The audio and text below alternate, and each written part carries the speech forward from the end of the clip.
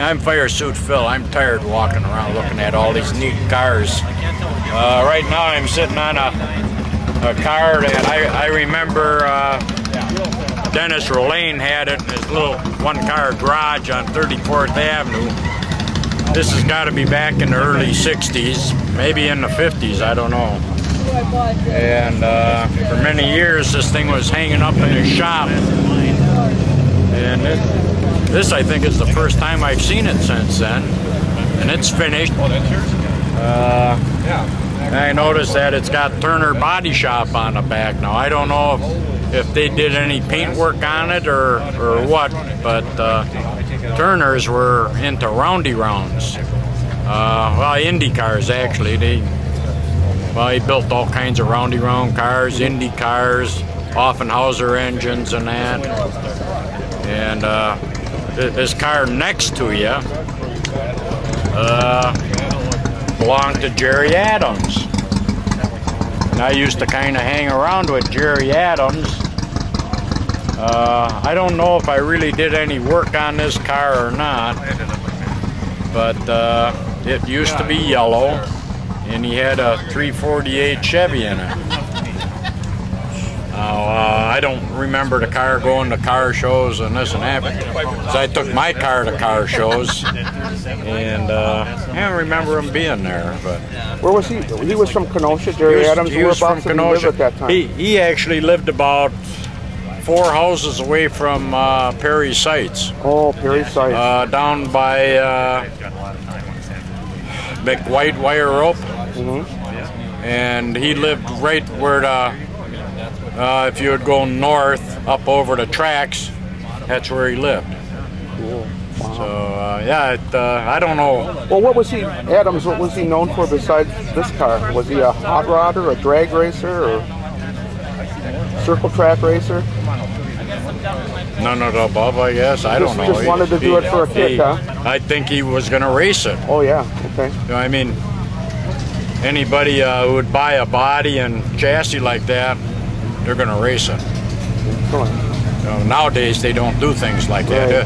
Oh, well, that looks neat, so they'll buy it and they won't race it. They'll just stand around and look at it. Yeah. And well, back then people didn't do that. They bought it, they raced them. So. This is Paul Zilsdorf. Yep. He has this awesome gasser, fuel-injected gasser in the back here. Tell us a little bit about the history of this car. Well, we found out today that it was built and owned by Jerry Adams out of Kenosha. FireSuit Phil told us that. He worked on the car when it had a 348 in it. Jerry sold it in 1968 as a roller to Mike Gish. Mike Gish bought it, put this same engine that's in the car right now, and raced that Great Lakes Dragway from 68 to 71 as a yellow car, and then in the winter of 71 had Roger Berjak paint it with the paint job that's on it now. They ran it and showed it until 1973, and because of some engine failures they took it apart, and it sat in storage till 2007. And we got the car in pieces and reassembled it. I've been racing it and having a great time with it. Well, like I said, this car was raced out of Great Lakes Dragway, came from Kenosha. Boy, I tell you, it's part of the hot rod history of our area, and it can't go to a better person. This guy, and I call him a kid because I'm an old man, he knows fuel injection. He knows this motor, man. He's been building stuff ever since he was about 13 years old, probably even younger than that. Probably. So this car is exactly the way it was in 1972. A couple of minor things for safety's sake that has been put on it. But if you look at it, this is all vintage stuff, man. Hey, Paul, thanks so much for being on the show. Thank you. All right.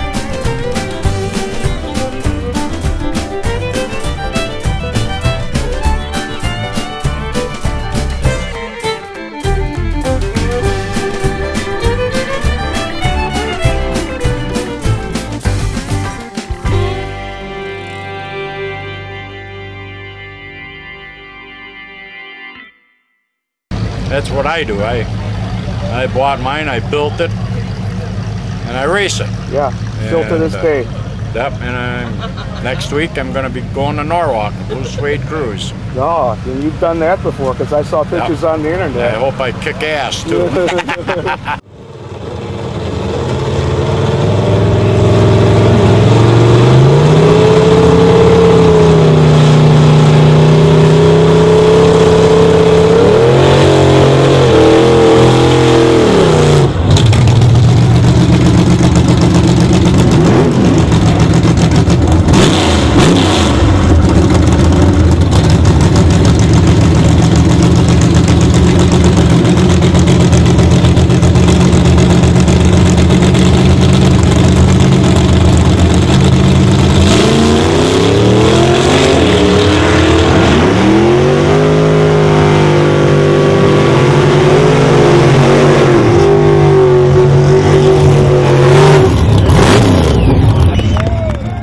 Now, what about now?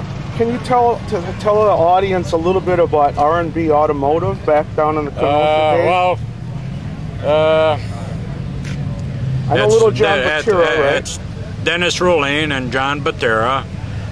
They started out on a little shop.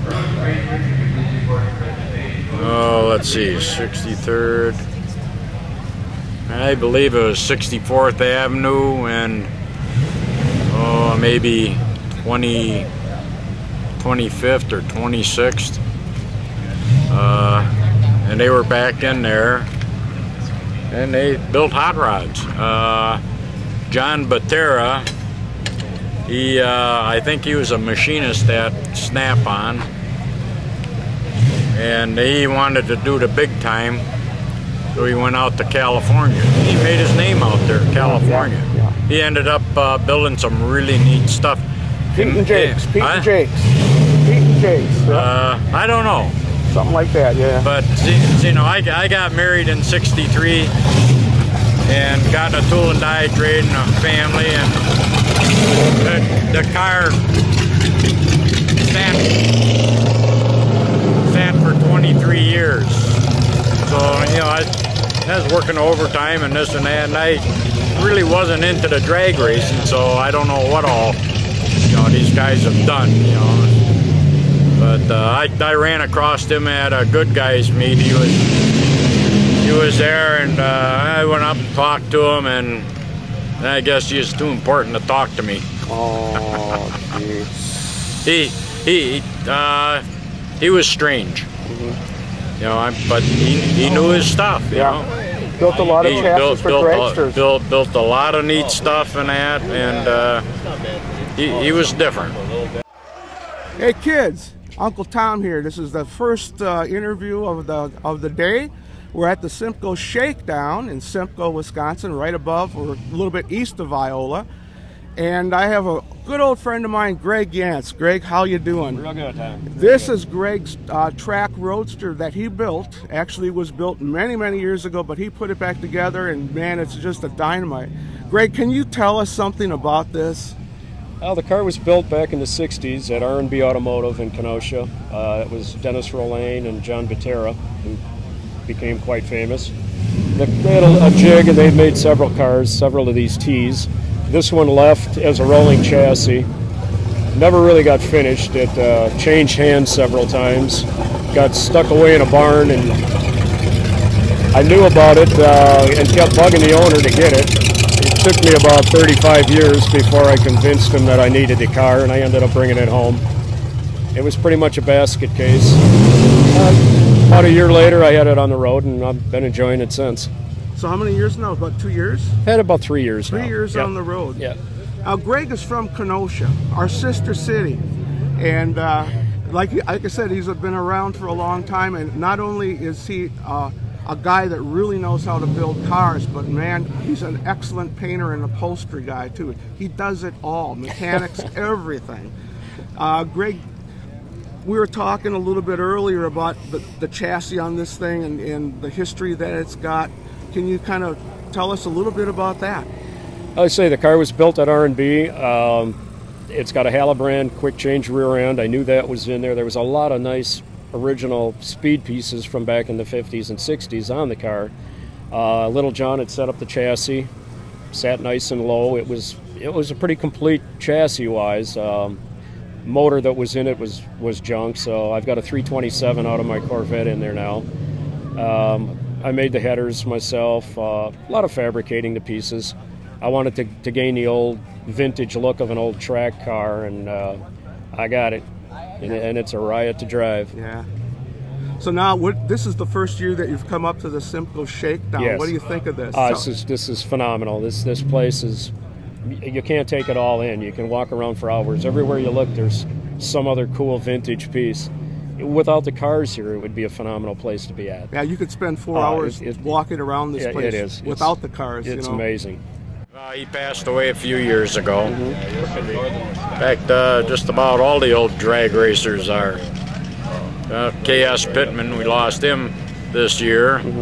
He is a good guy. A lot of those old drag racers, they're down to earth, you know. Yeah. You needed a favor, they would help you out. Oh, sure. Yeah. Even if they were competing against you, you could always get something, Yep, you know, yep. bell housing or whatever. You know? Yeah.